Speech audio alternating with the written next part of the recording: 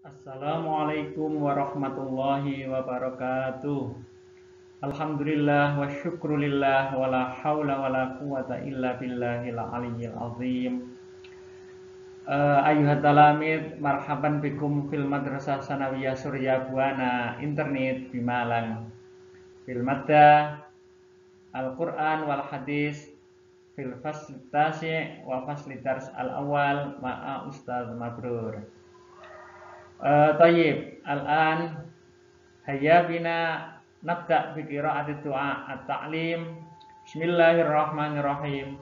Raditu billahi rabba wa bil islami dina wa bi Muhammadin nabiyya wa rasula. Rabbi zidni ilma warzuqni fahma.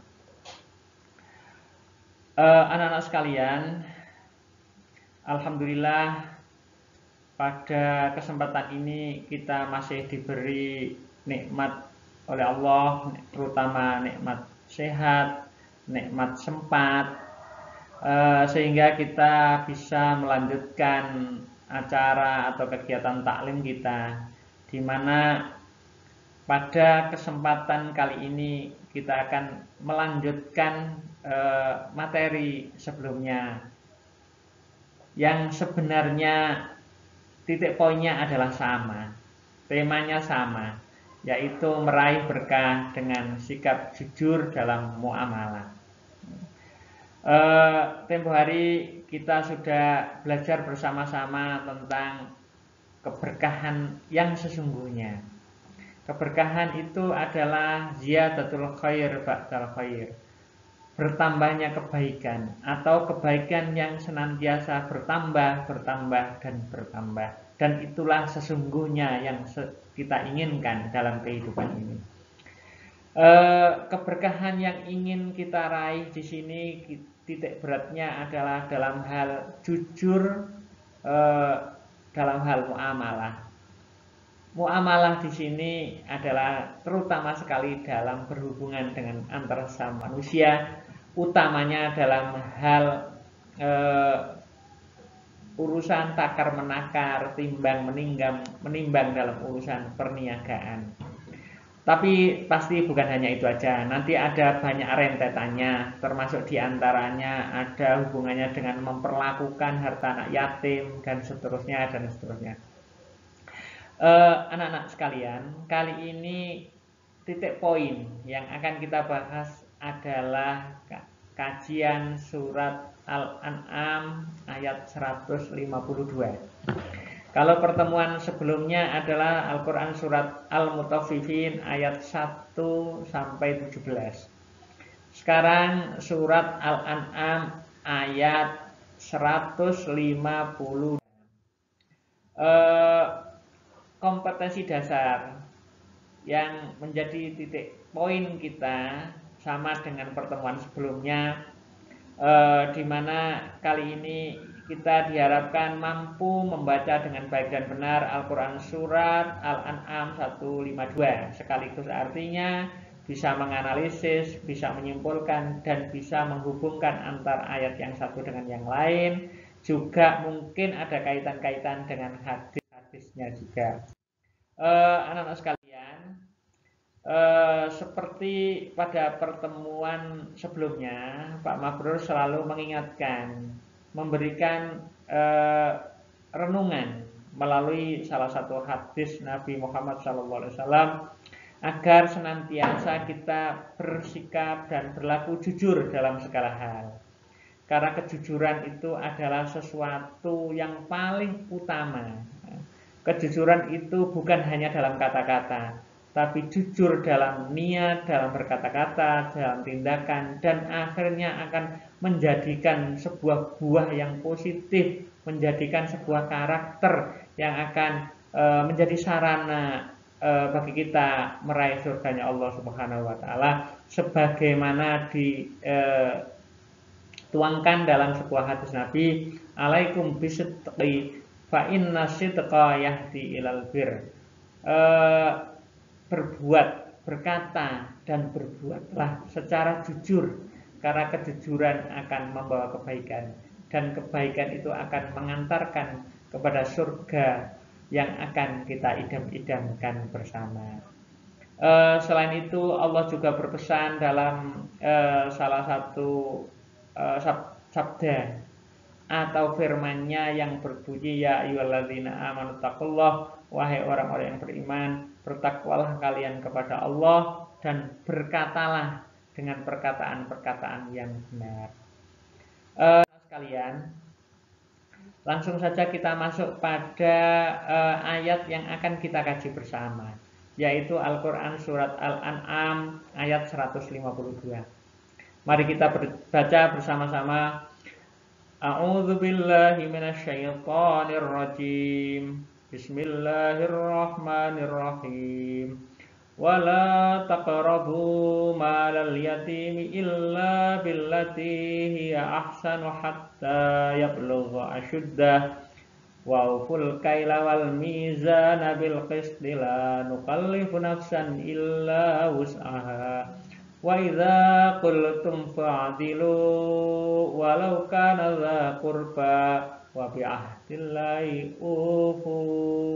awfu dzalikum wasaqum bih la'allakum tadhakkarun.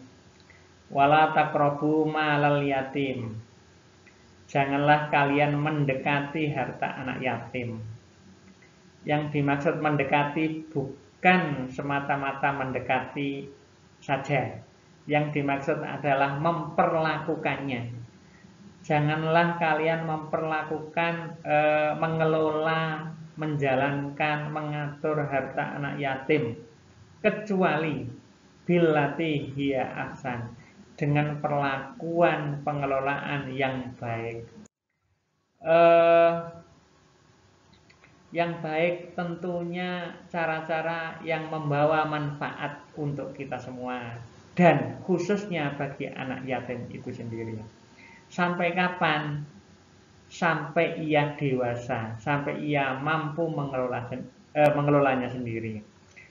Nah, selanjutnya, ayat selanjutnya adalah menjadi tumpuan pembahasan kita sebagai lanjutan dari pembahasan yang lalu, yaitu tentang urusan takaran dan menimbang. Dan sempurnakanlah takaran dan timbangan dengan adil. Ini diulang kembali, persis seperti yang ada dalam Al-Quran Surat Al-Mutaffifin ayat 1-17. Dalam Al-Quran surat ini juga diulang kembali tentang anjuran Allah agar kita menyempurnakan takaran dan timbangan dengan adil. Adil itu artinya seimbang, menempatkan sesuatu pada tempatnya. Penuhilah hak orang lain, dan kita wajib untuk berbuat seadil-adilnya. Kami tidak memikul beban kepada seseorang melainkan sekedar kesanggupannya saja. Artinya Allah tidak memberikan beban yang melebihi kadar kemampuan kita atau hambanya. Dan apabila kamu berkata, maka hendaklah kamu berlaku adil, kendati pun ia adalah kerabatmu, dan penuhilah janji Allah. Dalam ayat ini Allah berpesan bahwa titik pentingnya adalah agar kita senantiasa berbuat adil. Kalau misalnya memang dalam bab ini adalah mengacu kepada hal-hal yang berkaitan dengan timbangan dan takaran dalam urusan niaga atau jual beli, maka untuk selanjutnya adalah Allah melengkapi dengan anjuran agar kita senantiasa berbuat adil. Adil dalam hal ucapan, adil dalam hal perbuatan, tidak hanya kepada diri kita sendiri, tapi adil kepada kerabat kita, kepada orang lain, kepada siapapun. Semuanya harus kita perlakukan dengan cara yang baik, adil atau berbuat baik dalam hal berkata-kata maupun perbuatan. Dan penuhilah janji Allah. Yang demikian itu merupakan perintah dari Allah agar menjadi peringatan bagi kamu semuanya. Untuk mempermudah mengetahui tentang arti daripada ayat yang kita baca tadi, di sini ada tulisan atau kami sajikan mufradat atau kosakata, biar anak-anak lebih tertanam dan tahu arti dari kata-kata ayat yang kita baca tadinya. Wala taqrabu, janganlah kamu mendekati malal yatim, anak yatim, harta anak yatim. Anak-anak sekalian, anak yatim itu memang mendapat perhatian yang luar biasa dalam pandangan Islam. Sampai-sampai Nabi bersabda, ana wa kafilul yatim fil jannati hakadha. Besok di akhirat, saya dan orang-orang yang merawat anak yatim itu akan posisinya seperti ini. Nabi kemudian bersabda, dalam lanjutannya, yang dimaksud begini itu duduk berdampingan itu seperti jari telunjuk dan jari tengah, artinya posisinya jejer, berdampingan, jaraknya sangat dekat sekali. Betapa luhurnya orang-orang yang mau merawat dan memperhatikan anak yatim, sehingga mendapat jaminan dari Nabi besok atau kelak akan diposisikan oleh Allah berdekatan dengan Nabi.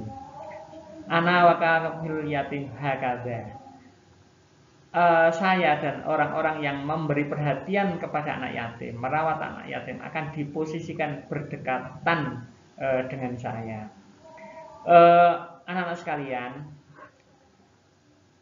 Nabi itu adalah hamba Allah yang paling mulia derajatnya, paling tinggi posisinya di hadapan Allah Subhanahu wa taala. Habis itu ada nabi-nabi selain Nabi Muhammad yang posisinya di bawahnya, di bawahnya, di bawahnya, di bawahnya. Kita ini tidak jelas posisi kita di mana. Tetapi kalau kita mau dan berkeinginan memposisikan diri atau duduk dan tempat kita berada di samping Nabi, caranya sudah ditunjukkan oleh Nabi, yaitu dengan cara merawat anak yatim. Oleh karena itu di ayat ini diberi tuntunan, cara agar memperlakukan harta anak yatim itu dikelola dengan sebaik-baiknya, sekaligus merupakan ancaman bagi orang-orang yang menyalahgunakan harta anak yatim, yakni tidak memperlakukannya dengan baik dan jujur. Kosakata selanjutnya adalah ahsan, artinya yang lebih bermanfaat. Sampai kapan? Sampai hatta yablugha asyuddah, sampai ia mencapai usia dewasa. Kemudian ada lagi awa'uful kaila, dan sempurkanlah takaran, wal mizan, artinya dan timbangan, bil kisti, tengah-tengah, adil, seimbang, fa'tadilu, dan berbicara sejujur-jujurnya.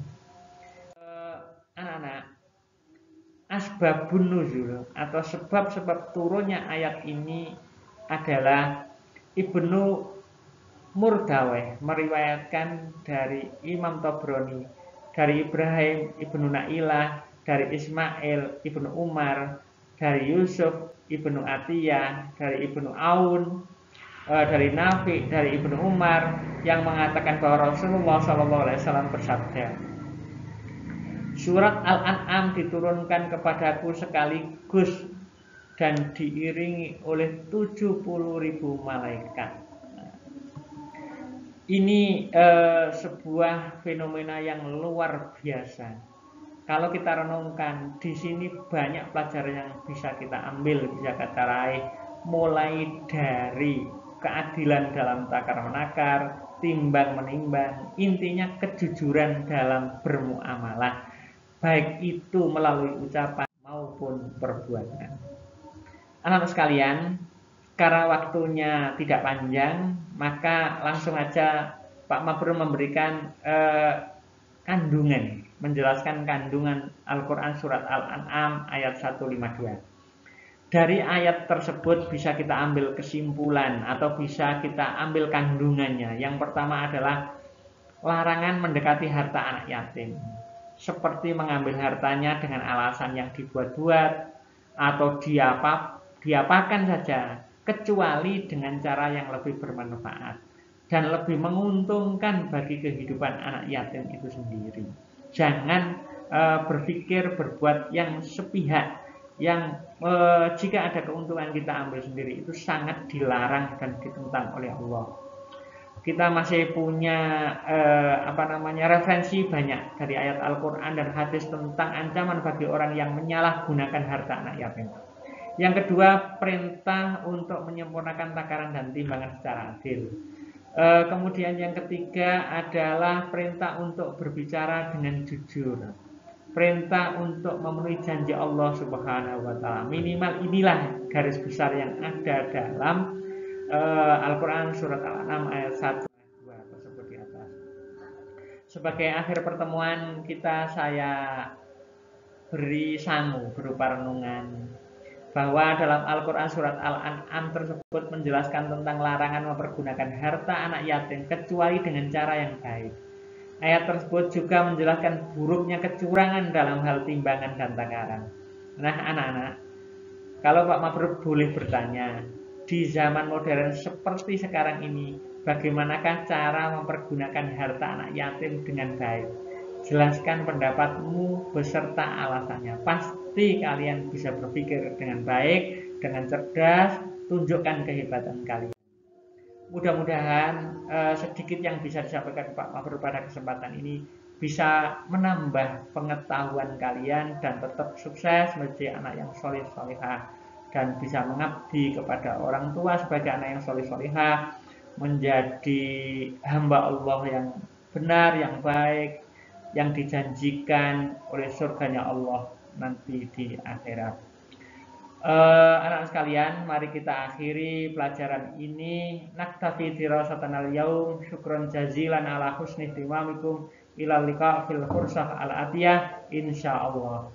Hayya bina nahtatin bi qiraati hamdalah wa kafaratil majlis. Alhamdulillahirabbil alamin. Subhanakallahumma bihamdika asyhadu an la ilaha illa anta astaghfiruka wa atubu ilaik. Walhamdulillahirabbil alamin. Billahi taufiq wal hidayah waridha wal inayah. Wassalamualaikum warahmatullahi wabarakatuh.